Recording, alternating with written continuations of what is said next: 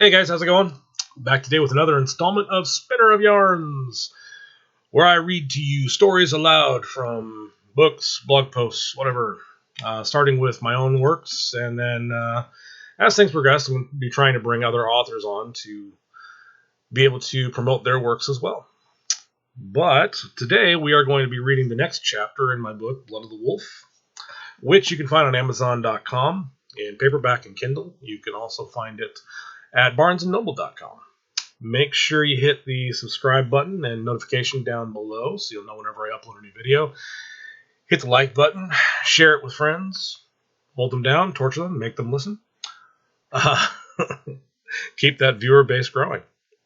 Also, if you would be so kind, if you would like to, there are going to be links down in the descriptions where you can find my author page where my books are located. You can also go to my Redbubble, eBay, whatever.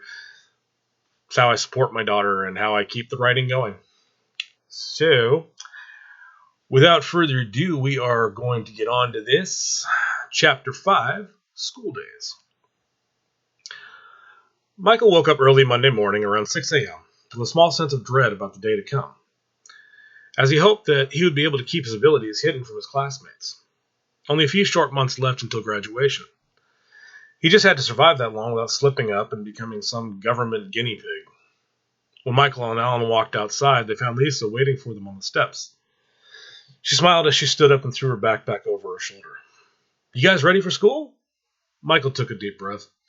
"I guess I'm as ready as I'll ever be." Alan smiled as he patted Michael on the shoulder. "Are you kidding? Super Pooch can handle anything." Michael looked at Alan with a growing annoyance over the choice of nicknames he had settled on. "Will you give it a rest already? Dude, you can't tell anyone what I can do."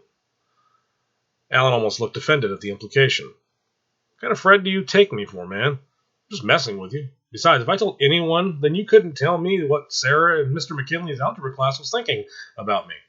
You know she wants me." Lisa laughed. "Yeah, wants you to go away." Michael laughed and put his arm around Lisa as they walked to the bus. Alan stood in shock at her hurtful remark. "Aw, come on, guys. Why's it gotta be like that? No love? I get no love?" As they rode the bus to school, Michael sat and contemplated all the possible mishaps that could occur throughout the day, which made him wonder more and more how long he was going to be able to keep his abilities hidden from the world. Lisa could see how zoned out he was as they were approaching their stop, so she stuck her tongue in his ear to get his attention. Michael grinned as he looked over at her. "What was that about?" "I didn't want you to miss the stop. That, and I like the way you taste." Michael laughed. "Yeah, I bet my earwax tastes delicious." As they got off the bus and walked towards the school, Lisa held onto Michael's arm as she looked up at him. "So what was going through your head? You looked pretty zoned out on the bus." "Oh, I'm just thinking about how these last few years in school I've spent protecting smaller students from the bullies and gangbangers. I've built a little bit of a list of people that don't like me. Now that I can do insane amounts of damage to anyone that crosses me, I have to be even more careful not to let things go too far." Lisa looked a little confused. "Why? To protect the parasites who thrive on the fear of others to further their own cause? They don't deserve your compassion, Michael. You've been given a gift, a chance to reset the balance that's been lopsided for far too long." Michael thought about it and then nodded his head, feeling more comfortable about it all. "You're right, but they're not all parasites. Some of them just got lost. And unfortunately, they allowed the wrong people to lead the way. Although I have no compassion for those people that victimize others knowing full well what they're doing, I just need to make sure I'm careful in public. I hope I don't hurt the ones that are just following orders too badly. I want the ones that are causing the problems, the root of the criminal cancer that has so deeply seated itself within Portland." Lisa solemnly hung her head. You can't save them all." "Yeah, but maybe I can make a few think twice about the path they're leading without having to end their journey altogether." Alan laughed as he caught up. "Don't count on it, dude. Those thick-headed fucks only listen to one language, and that's violence." Michael looked over at him, a little frustrated by the thought. "I hope you're wrong." Michael spent a lot of time daydreaming all morning. His classes bored him for the most part. All the knowledge that had been imprinted into his mind during the change had given him a better understanding of the subjects he was studying than even the teachers themselves. His knowledge of the history of this planet, along with science, mathematics, and many other subjects, was greater than that of some of the most gifted scholars on the planet. His lack of interest in class had begun to annoy his algebra teacher, Mr. McKinley, so he grabbed an eraser and threw it at the wall right above Michael's head, something he did quite often to get the attention of students who began to snooze in his class. Today his aim was off, and the eraser raced towards Michael's face. With Michael's heightened awareness and lightning-fast reflexes, he grabbed the eraser inches before it hit him, without even thinking. Mr. McKinley stood dumbfounded as Michael slowly lowered the eraser down to his desk with a look of irritation behind a cloud of chalk dust. "Can I help you with something?" The rest of the class looked on in anticipation, some snickering, while others wondered if Michael was going to beat the teacher's ass. "Michael, I'm sorry. I never meant for the eraser to hit you in the head. I was just trying to get your attention." Michael looked at him with a great deal of annoyance. "Try calling my name." Alan leaned in from the desk next to him. "Dude, he called your name 3 times. A little embarrassed and feeling kind of foolish, Michael looked back at Mr. McKinley with a smile. "Oh, well, in that case, what can I do for you?" Mr. McKinley looked at Michael for a second in complete confusion before continuing. "Well, we were discussing the quadratic equation, and since you seem to be so into the subject, I figured maybe you could work out a problem on the board for us." Michael smiled because he knew that with his newly acquired intelligence, there was virtually no problem Mr. McKinley could throw at him that he couldn't figure out. So without even giving it a second thought, Michael approached the board and worked out the problem within seconds. Then he turned to Mr. McKinley with a cocky sense of self-accomplishment. "Least you could do is make it difficult." Mr. McKinley was not pleased with how smug Michael seemed to be acting. "Oh, I'm sorry. I wasn't aware we were in the presence of a modern-day Einstein. Here, maybe this one will be more to your liking." He wrote out a long equation that took up most of the board. When he finished, he smiled with a bit of satisfaction that he had made his point as he handed the chalk to Michael. "Have at it." Michael shrugged as he took the chalk and approached the board. He stared at it, calculating for a few moments, and then wrote out the answer, much to the shock and disbelief of Mr. McKinley. Michael turned to hand the chalk back to him as he stared at the board in disbelief. "How?" Michael just shrugged and walked back to his seat just as the bell rang. He thought he was home free, but before he could leave class, Mr. McKinley stopped him. "Michael, I need to speak to you for a moment." Alan looked at both of them, wondering how this interaction would turn out. He turned to leave the room, as he could tell this was a two-way conversation that didn't involve him. "I'll be right outside, man." Alan hummed the death march as he left the classroom. Michael shook his head and then turned back to Mr. McKinley. "What can I do for you?" "Well, you can start by explaining to me how you were able to work through such a complex problem in a matter of moments. I mean, Michael, you barely average out to a C in this class, and now you're breaking down complex calculus equations with relative ease. Let's just leave it at, I never applied myself until now." "Let's not." Michael sighed with a little frustration with himself for showing off because he really wasn't sure how he was going to explain it. "Honestly, I don't really have an explanation. I've always known more than I let on because I was tired of being underestimated by teachers with the predisposition that I was a dolt due to the fact I'm a jock. I mean, I've been reading a lot of books, including calculus workbooks I picked up from the library. I guess something stuck." Michael could see that Mr. McKinley wasn't really buying it. He just hoped the story would be enough to keep him from asking questions that he couldn't answer in his best interest. Mr. McKinley hung his head and chuckled a little. "You know, Michael, you really should get an Oscar for that story. I understand that some of the teachers of this school and other institutions act the way you are describing, but you should know by now that I'm not like that. I can see there's something going on that you're trying to work out in your own head. So for now, I'll leave it alone.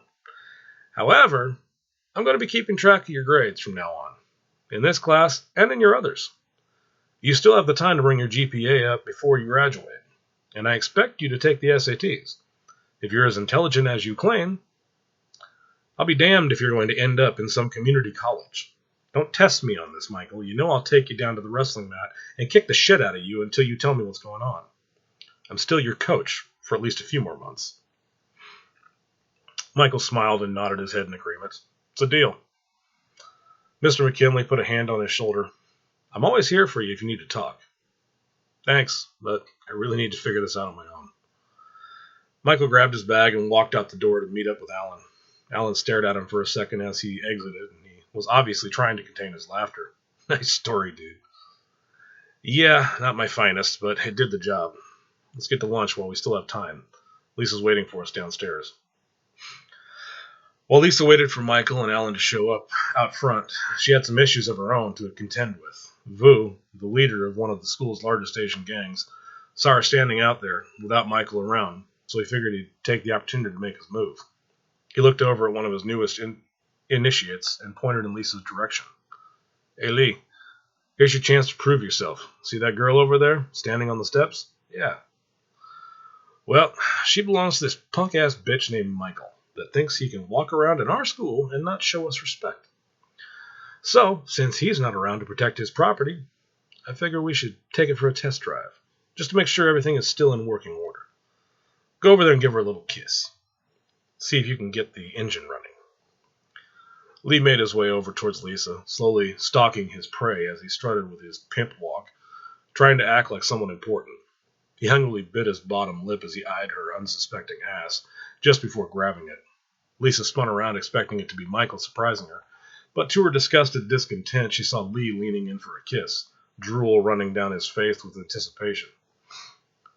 Lisa quickly reached up and grabbed his bottom jaw to stop his advance and placed her other hand on his shoulder for support as she brought her knee up into his groin. Lee's eyes bugged out of his head as Lisa pushed him down the stairs. Vu ran up behind her, grabbing her by the hair. He pulled her backwards as he got in her face and started yelling at her.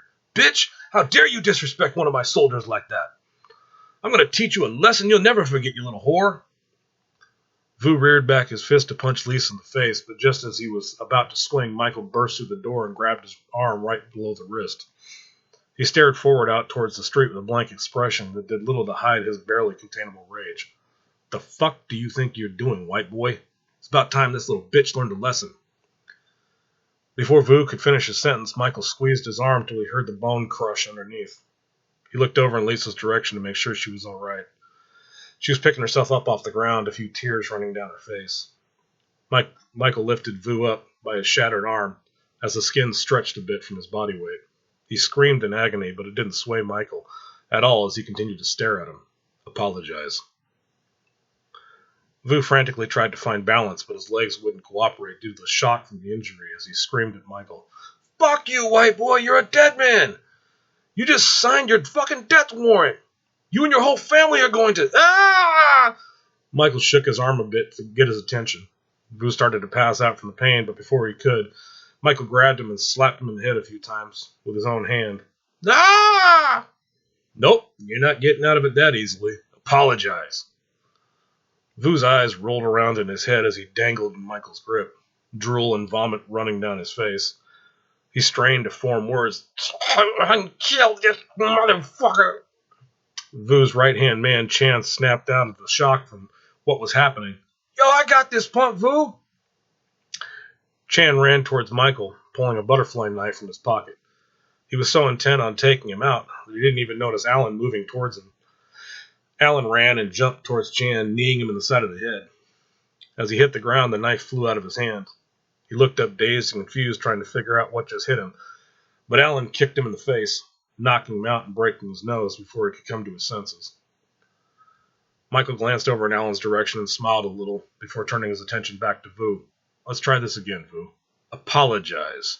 Fuck you! Michael looked over at Lisa and raised an eyebrow. Well, babe, looks like Vu here is too much of a man to apologize to a lady. You got anything you want to say? Yeah, I got your fucking respect right here. Lisa lunged forward and kicked Vu square in the nuts. Vu tried screaming, but all he could do was choke on his own puke. Michael leaned in like he was listening for something. Gee, hon, I don't think he heard you. Oh, well, then let me repeat it. Lisa kicked Vu in the nuts the second time. Except that this time, he passed out and started convulsing. Lisa jumped back in shock. Michael looked down with a grin as he continued to hold him by his shattered arm. Oops, I think we broke him. Michael dropped Vu and walked over to put his arm around Lisa. She looked up at Michael, seeming a little worried. He's not going to die, is he? No, but he's going to wish he had when he wakes up.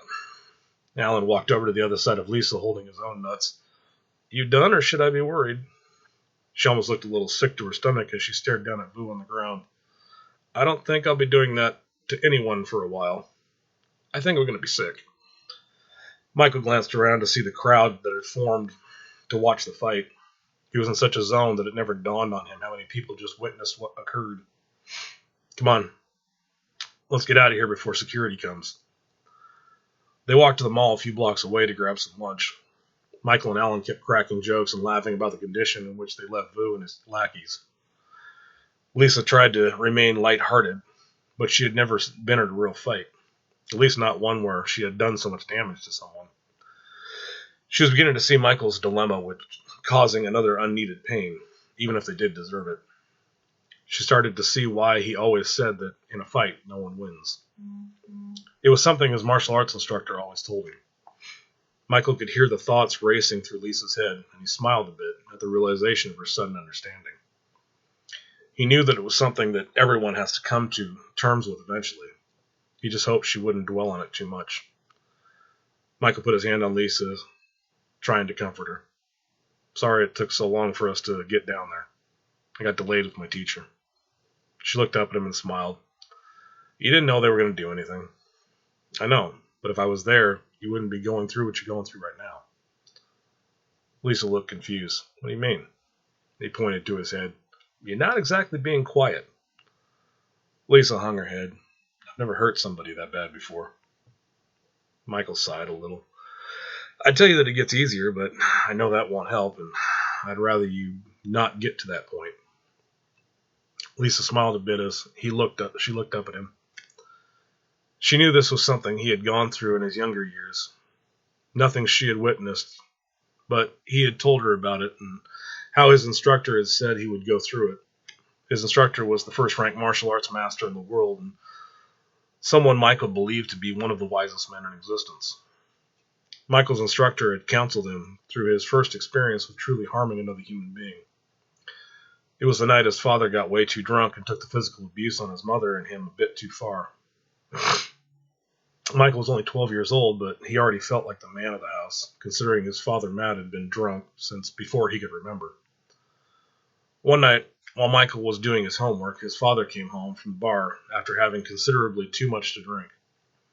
He instantly started arguing with Michael's mother about ridiculous things like the dishes not being done and dinner not being on the table.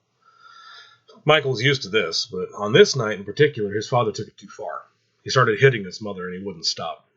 Michael begged and pleaded with his dad to stop, but all it did was brought his father's wrath down on him. His father threw a punch at him, and he blocked it without even thinking. This infuriated his father, who picked him up and threw him into the wall. Angela knew that Matt's drinking had been getting out of hand, but she never thought he was capable of this. She jumped on his back to try and protect Michael, but Matt was a cop, so he easily tossed her aside and started slapping her as he yelled at her, blaming her and Michael for everything that had ever gone wrong in his life. Angela pleaded with him, "Stop, Matt, please!" He held her down and screamed at her, "Everything is your fault. You and that little accident. I never wanted to be a father. If this wasn't for the two of you in my life would have never turned out like this." Angela wouldn't back down, though. "Then leave if you're unhappy. No one's forcing you to stay." Matt slapped Angela again for what he perceived to be insolence. Not being able to bear witness to this any longer, something snapped in Michael. He screamed at his father, "Dad, that's enough! Mom said leave!" Matt's eyes got wide, and he stared at the wall as he sat in shock for a moment that Michael had just spoken to him with such disrespect. "How dare you disrespect me, you little bastard!"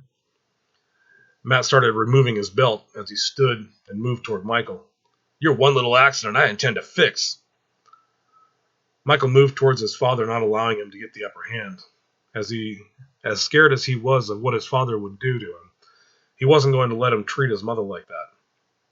Michael tie-kicked his father on his inside thigh, which took him off balance. He followed up with a back kick, which knocked his dad to the ground. Angela ran for the phone as Matt started getting back up with rage in his eyes, the likes of which Angela had never seen, and it was directed towards Michael. Matt removed his belt the rest of the way from his waist as Angela grabbed the phone and started dialing.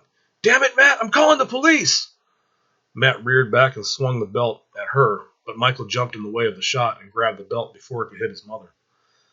His father yanked back on the belt to get Michael to release it, but Michael used the force of his father's pulling backwards to propel him forward as he jumped into the air. He planted his left foot in his father's waist as he brought his right foot up, landing another tie kick into Matt's left temple. Matt collapsed to the ground convulsing as Michael stood silently over him, trying to process everything that just happened, as well as keep down the dinner he had earlier. As he watched his father lying there shaking, it left him nauseous and in shock, knowing that he was the one that caused it. Angela almost dropped the phone, seeing what Michael had done, as she tried to tell the operator on the other end of the line that she needed police and an ambulance. The police came to take Angela and Michael's statements, while the paramedics took Matt away. They said he just had a concussion. The police had cuffed Matt to the stretcher to make sure he didn't try anything with the paramedics or try to come after Michael and Angela again. They told Michael he was a real hero for saving his mom like that, even though he didn't feel like one. Angela pressed charges against Matt, and he spent a year in prison. Each time they went to visit him, he kept talking about demons trying to turn him into some kind of monster, and that it wasn't really him that tried to hurt them that night. One day he finally stopped. He claimed he had found God and was now devoting his life to the church. Angela couldn't take it anymore, and she wasn't willing to drag Michael through Matt's breakdowns any longer, so she filed for divorce. The court ordered that Michael still had to see his father for weekend visitations, but he always knew that after a few short days he would be able to return to the sanity of his mother's home. Luckily, when his father remarried 3 years later, Michael was old enough to make the choice to stop going over there as much. He hated his stepmother and everything she stood for. This woman had done so many evil things within her life that there was no way she would ever find redemption. At least that was how Michael felt. He was sure she figured she'd get closer to God by banging a priest, but no matter how much she tried to act innocent, Michael still sensed the darkness deep inside of her. Michael felt something bounce off his forehead as he noticed the tray of food sitting in front of him. He looked up to see Alan staring at him with another fry in hand, ready to throw. Lisa giggled a bit, taking a sip of her soda as she looked over at him. Alan pointed to the food on his tray. "You gonna eat that? You've been staring at it for the past 10 minutes like you were expecting it to say something. You even started drooling a bit. I was about to rename you Zombie Pooch."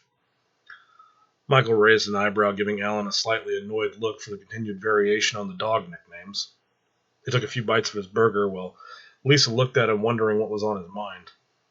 He was thinking about the fight and watching Vu lying there twitching. It got me thinking about the time when I knocked out my dad, and he did the same thing. Just old memories welling back up and to annoy me. No big deal. Lisa looked down at her watch. "We better hurry up or else we're going to be late for class." Michael wolfed down the rest of his meal as they walked back to school. As they were coming up the street, they could see some police cars and an ambulance pulling away from in front. Michael started walking away towards the side of the school. "Let's go in the back way." Lisa and Alan agreed as they followed. The rest of the day went pretty uneventful, but Michael knew that this would only be the beginning. He and Vu always had their run-ins in the past, but nothing like what happened today. He was sure Vu would be seeking retaliation since he hadn't said anything to the cops about the fight. He just wondered when and where. Vu sat in his hospital room that night, recovering from surgery. He had to have 2 steel rods inserted into his arm to replace the bones that Michael powdered. The sheets covered the ice-filled diaper he was wearing due to the testicle Lisa had ruptured with her kicks. At least the painkillers they had him on were helping some. A rage was welling up in Vu like he had never known. He took Michael's actions to be a complete sign of disrespect, and felt that something would have to be done to this white boy he despised so much. Chan walked in, followed by 2 other members of the gang. He hung his head in disgrace, seeing Vu's condition, and knowing that he couldn't stop what happened to him. Vu just glared at him. "Is it done?"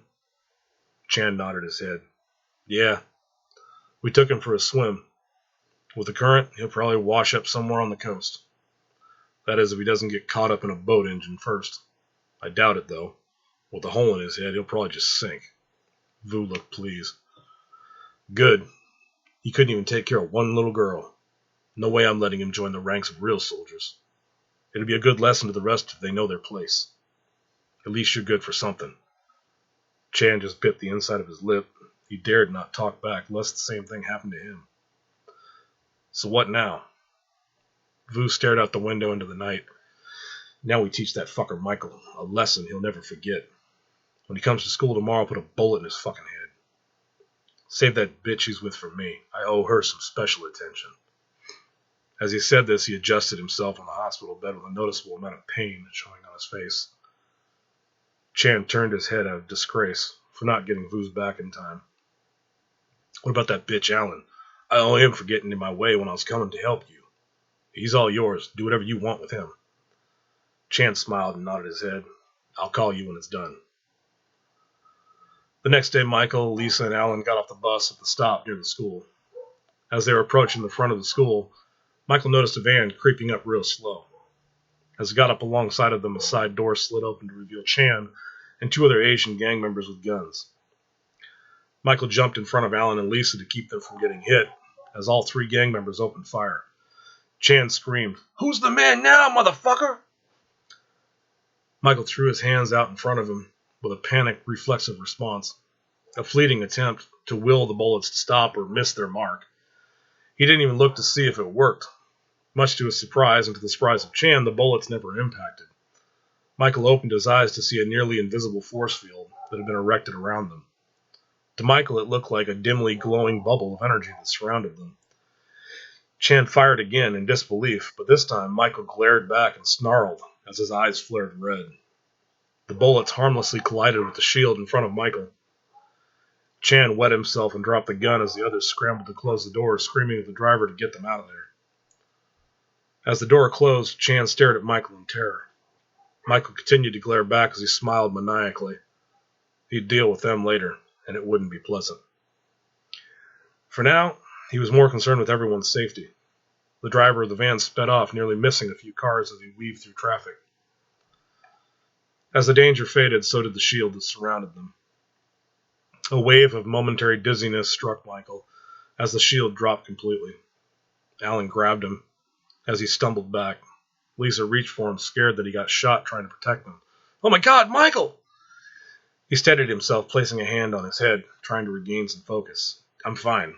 That shield, or whatever it was, just took a lot out of me." Alan looked as if it had just occurred to him what happened. "So that's what that glow around us was. I knew it couldn't have been divine intervention. I'm certainly no priest, and I definitely have never been blessed by one, or their unholy rods." Alan rubbed his ass with a look of disgust. Lisa looked at him like she couldn't believe he just went there. "You're disgusting, you know that?" Michael looked around to see if anyone else had noticed, but luckily it seemed that anyone that could have noticed had been ducking for cover themselves. All the other students were picking themselves up or climbing out from behind bushes. Security was just now running out the front door, but much to Michael's relief, no one had seen the shield. He put an arm around Lisa as they started walking towards the front door. "Let's get to class before anyone starts asking questions." Alan followed a little way behind Michael and Lisa as they walked to class. He picked up a small rock and threw it at the back of Michael's head. The rock struck him as his head bounced forward. He spun around to see Alan staring back with a shocked look. "Dude, what the fuck?" Alan threw his hands up, almost pleading with Michael not to kick his ass. "Oh shit, I thought that would work." "You thought what would work?" "That shield or whatever it was. I thought it would stop the rock." Michael looked at him like he was an idiot. "Obviously not, dick." Michael rubbed the back of his head. "I didn't think your head would pop like a melon. I'd bounce a rock off your skull." Alan nervously laughed. "Sorry, dude." "Forget it, jackass. Let's get to class." From his classroom window, Michael could see the police outside taping off the area and collecting evidence. They stayed out there for a few hours before they came inside to question everybody. No one said anything, though, because nobody wanted to get involved with something that could get them shot. After school, they went home, hoping to avoid any questions from cops that might still be around. As they were walking down the street towards Michael's house, one of their friends, Arthur, came across the street to greet them. "Michael, Lisa!" Michael looked over in excitement to see his old friend. "Holy shit, Arthur! When the hell did Uncle Sam cut you loose?" "Just got back into the States about a week ago. Been taking my time getting readjusted." Michael shook his hand and gave him a brotherly hug. "Well, now that you're back, we should hang out." Lisa nodded her head and smiled. "Yeah, we missed having you around." Arthur turned towards Alan. So, Alan, how have you been? Not too bad. Been living at Michael's place lately. Arthur looked at him solemnly as he remembered what had happened to Alan's parents. Yeah, I heard what happened. Sorry, man, that's rough. So what's this I heard on the news about some gang shooting at your school? Michael just shook his head like it was nothing important. It was nothing, just territory bullshit. No one was hurt, though. Arthur nodded his head. Yeah, I heard. You guys were lucky. The cops did say that all the bullets were found in one central area, though. What do you think they were shooting at? Michael caught a scent on the air that didn't seem quite right, and on a second sniff he realized why. It was coming from Arthur. His smell wasn't entirely human. It was mutated in some way. As far as he knew, Arthur wasn't a mutant, at least not before he entered the military. Michael raised an eyebrow, and he was about to say something until he heard Alan speak up. Couldn't say. It's probably just some screwy mutt that gave him a dirty look. Michael looked over at Alan with annoyance. Alan gave him a cheesy grin. Arthur looked at the two of them in confusion as if there was some private joke he wasn't being led onto. Okay, I'll take it that's an inside joke. Well, anyway, stay on your toes and don't get in the way of any Asians looking for strange-looking dogs. Michael chuckled. Will do. We'll see you later. I gotta get my homework done if I want to graduate. They all waved goodbye as they turned to walk towards the house. When they got inside, Michael quickly finished his homework. It was so much easier now that he knew all the answers. After dinner, Michael started searching through old boxes of clothes and Halloween costumes, trying to put together what he felt to be a decent enough disguise. He knew that if he was going to be out in public using his newfound abilities, he couldn't let anyone know of his true identity. Angela came in and found him rummaging through all the old stuff that had been stuffed away and forgotten. Honey, what are you doing? I'm putting together a disguise because I'm going after Chan and the rest of the gang. I know Vu was the one that ordered the hit, so I figured I'll put all his buddies in hospital beds right next to him. Angela panicked and grabbed Michael as she tried to talk some sense into him. Michael, no! You're going to get yourself killed. He just looked at his mother and raised an eyebrow as he was getting dressed. Well, fine. Then what about the police? Vigilantism is still illegal, in case you forgot. I remember just fine, Mom. I've seen the others with powers on the news and how the police call them criminals, but the police do nothing and expect that to pass as satisfactory. I'm sorry, but I can't do that. I was given these powers for a reason, and I intend to use them. Angela hung her head and sighed. I know, but you're still my son, and I can't help but be afraid. Michael walked over and gave his mother a hug to console her. Just then his ears caught the barely noticeable sound of shuffling on the roof. He had been so involved in his task and his conversation with his mother that he hadn't even heard anyone climb up there. Arthur had been up there for the past 10 minutes listening to their conversation through an open window. Michael whispered to Angela so whoever was on the roof wouldn't hear. Someone's on the roof. You stay here, shuffling through boxes and talking. Just pretend like I won't answer you. I'm going to find out who it is. Angela nodded as Michael walked out of the room. He quietly snuck out the back door while Angela shuffled through boxes, carrying on a one-way conversation. This isn't over, Michael. If you leave this house, I'll call the police myself. Do you hear me? Damn it, Michael, answer me! Michael stood outside in the backyard, looking up at the roof on the opposite side of the house from his bedroom. He raised his hand slightly as he lifted up off the ground and into the air. He floated 6 inches up above the roof. As he moved closer and closer to the figure, he now saw perched above his room, dressed in camouflage and a black ski mask, listening intently to his mother's distraction.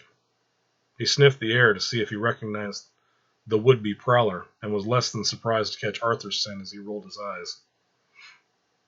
He landed on the roof a few feet behind him as Arthur spun around, drawing a combat blade in defense. He looked up to see Michael staring back. Evening, Arthur. You know, it's not nice to eavesdrop. Fucking Christ, Michael, are you trying to get yourself killed? You're lucky I saw it was you, or this knife would have been in your throat. Michael smiled. Not likely. Arthur took off his mask as a realization struck him. He looked down at his mask and then back up at Michael. Wait a minute. How the hell did you know it was me? Michael pointed to his nose. I could smell you a mile away. Arthur was about to say something, but Michael just smiled as he turned, walking toward the edge of the roof and jumping off. Arthur followed him into the house where Angela and Alan were waiting. It's just Arthur. Alan looked at Arthur very confused.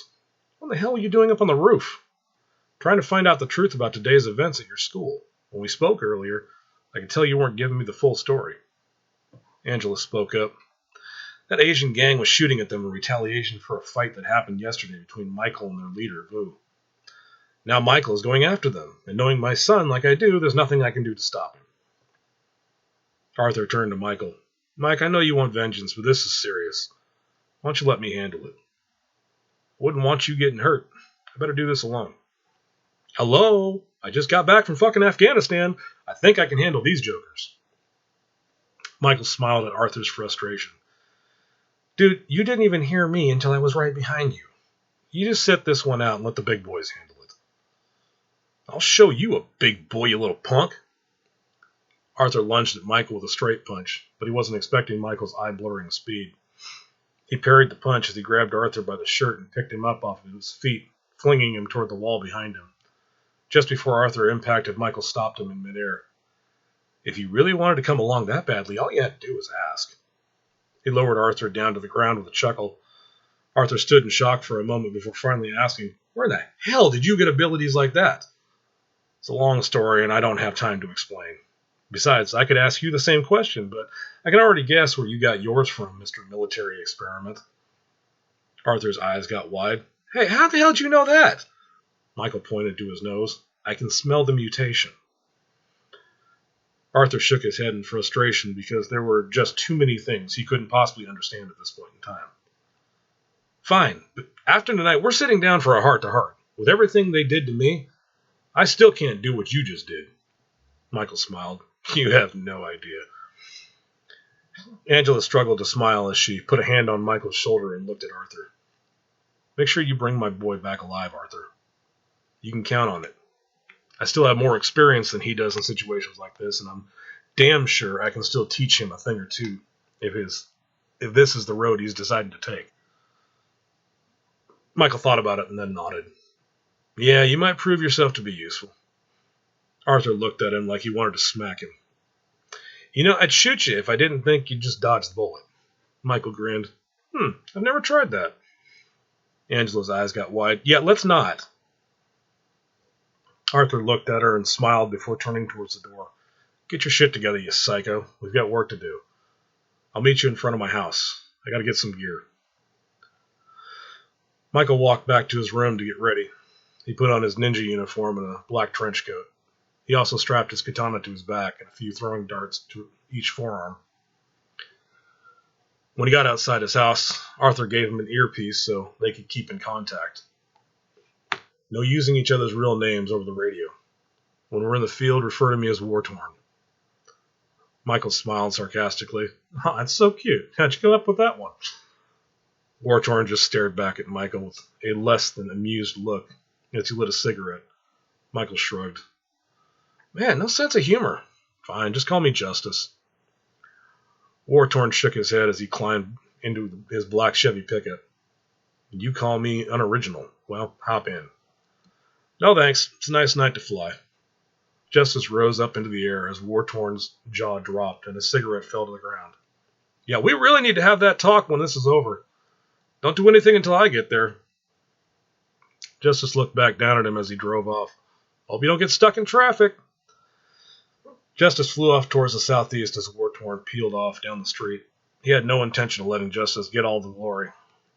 War-Torn parked down the street from the pool hall they had decided for their point of attack. It was a regular hangout for Vu and his gang. Justice figured this would be the best place to send a clear message to the rest of them to back off. As War-Torn crept up along the side of the building, he tried to reach Justice on the radio. Justice, where you at? I'm on the roof. Been perched up here watching them through a skylight while I waited for you. Where are you? I'm on the east side of the building, on my way. He walked over to the ledge of the roof and jumped off, stopping himself just short of the ground so he didn't make any noise as he landed softly right behind War-Torn. War-Torn didn't even hear him hit the ground. He was too busy watching the door as he used a mirror to see around the corner. Justice leaned in towards him. What you looking at? War-Torn jumped a little, hearing Justice's voice right behind him, and almost dropped his mirror. Justice shook his head. Ooh, don't do that. 7 years bad luck. War-Torn looked up at him with a little irritation. One of these times I'm actually going to shoot you. So how do you want to do this? Justice peeked around the corner. I'll go in through the front and you come in through the back to make sure no one gets out. All right, but remember, if you're going to do this, you leave no one left alive to come back and threaten your family a second time. Justice nodded his head. No problem. The gloves came off when they opened fire in front of the school. There's not an innocent among them, as far as I'm concerned. Justice walked around to the front of the building and through the front door as War-Torn moved in through the back. Everyone looked up towards the front to see this figure in black that had come to interrupt their evening. One triad member stepped forward. Who the hell are you supposed to be? Justice looked over at him. Where's Chan? My issues are with him. The triad member looked around at the rest of the people in the pool hall. Never heard of him. Now get out of here. Justice sighed because he knew this was going to get violent. I'm afraid I can't do that. I know he's here. I can smell him. Chan was in the bathroom listening to everything. He poked his head out the door to see who was looking for him. The triad member looked visibly angry at Justice's lack of interest in what he was saying. Maybe you didn't hear me. So how about I say it differently so you can understand? The Asian reached for a gun that was strapped to his back, but before he could fully draw it and aim, Justice grabbed a pool stick off the wall and hurled it at the Asian's head like a spear. The pool stick sailed in through his mouth and out of the back of his head, pinning him to the wall behind him. Justice watched as the blood gushed out of his mouth, and his eyes rolled back in his head. He snapped out of it when he heard 2 gunshots ring out, but when he spun in the direction they came from, he saw 2 more triad members falling to the ground, the backs of their heads exploding out after War-Torn shot them both in the face with his HK assault rifle when they tried to escape. Another triad member lunged at Justice with a knife, but he parried it, then grabbed him by his throat, and after crushing it, he hurled him at another one that was swinging a pool stick. The pool stick shattered off the back of the one Justice had thrown and slammed him to the ground, as Justice drew his katana and cut off the head of one holding the pool stick that was not broken. Justice saw another Mafia member drawing out a gun on the other side of the pool hall that he was standing by, so he just kicked the table, which sent it sliding across the floor, crushing the one between the table and the wall. He tried to bring his gun up to shoot, but Justice grabbed a throwing dart with his left hand and threw it, sticking it through his forehead.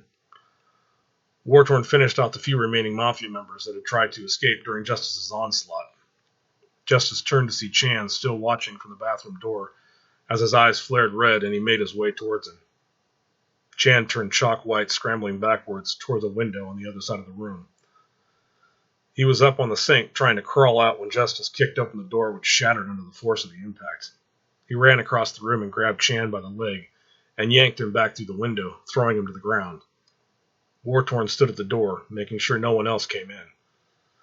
Chan looked up at Justice with uncontrollable fear and anger in his eyes.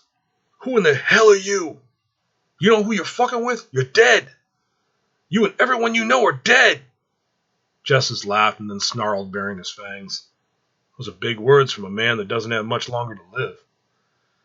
He raised his hand and kinetically lifted Chan up off the ground, and then launched him across the room and into a wall. Chan grimaced in pain but continued threatening. Ah! It doesn't matter what you do to me. It won't change the fact that you're dead. Justice moved a little closer. Who's supposed to fulfill that prophecy? That one-nut chump in the hospital, Vu? Chan laughed as he coughed up a little blood. You really are that stupid. This place is owned by the fucking triads. They got assassins that hunt freaks like you down on a daily basis. War-Torn turned his head to the side, looking up at Chan when he heard that comment. Justice moved his hand to the side and sent Chan sailing across the room and through a toilet. The impact knocked Chan unconscious and left him in a mangled heap. Justice shook his head. I guess we'll cross that bridge when we come to it. Justice turned to walk away, but War-Torn stepped in front of him. What are you doing? I told you to leave no one left alive. Justice turned his head and looked back at Chan.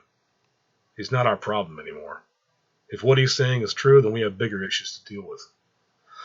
War-Torn continued to push the issue. That may be true, but you never leave witnesses if you don't have to. Dead men don't tell tales. Now Justice began showing irritation at War-Torn's relentless attempts to get him to kill Chan. That may be true, but I don't kill defenseless human beings. That makes me no better than they are. Justice pushed past him and walked towards the door. Wartorn raised his rifle and put a bullet through Chan's head. Justice turned around and glared at him, barely holding back a snarl, but Wartorn just hung his head and sighed a little. Let's consider ourselves lucky that I don't have the same moral dilemmas you do. I'll sleep a little easier tonight knowing that when the Triads do come to investigate, they'll have one less clue leading them to who we are. It's a simple fact of life. Evil is evil, whether it's armed or not. Think about that when you go to kiss your mother to good night and you're holding your woman in your arms in bed. The evil that you let get away is the one that could be raping or murdering them tomorrow. Think about that the next time your morals get in the way of what needs to be done. Wartorn walked past him and through the door as Justice looked over towards Chan's lifeless body. Wartorn yelled back to get Justice's attention. Better get moving. I can hear the sirens. Don't want to be here when the cops arrive. Justice ran through the pool hall and out the back door. Wartorn yelled out the window as he drove off. I'll see you back at the house. Justice watched him around the corner as he thought about everything that had just happened.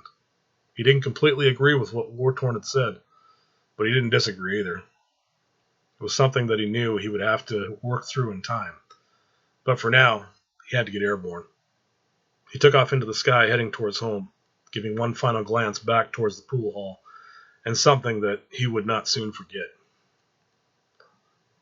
Later on that night, Jay, the leader of the Triads in Portland, sat at his desk watching security camera footage of the night's events at the pool hall, while he tightly gripped the handle of the gun laying on the desk next to him. He kept rewinding the footage of Wartorn shooting Chan in the head. I want these men found and brought to me. Excuse me.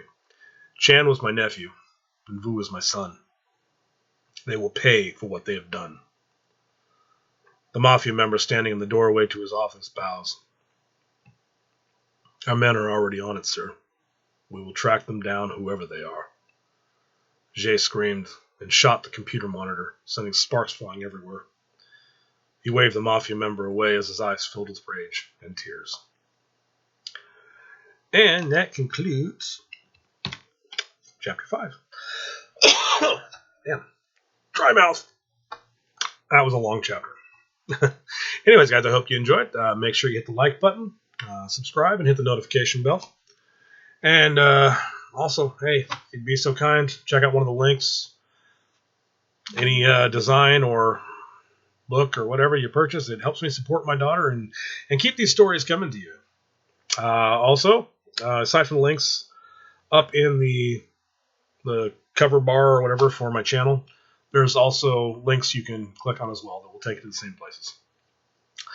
So, I appreciate you all. Thank you for listening, and I will see you again soon.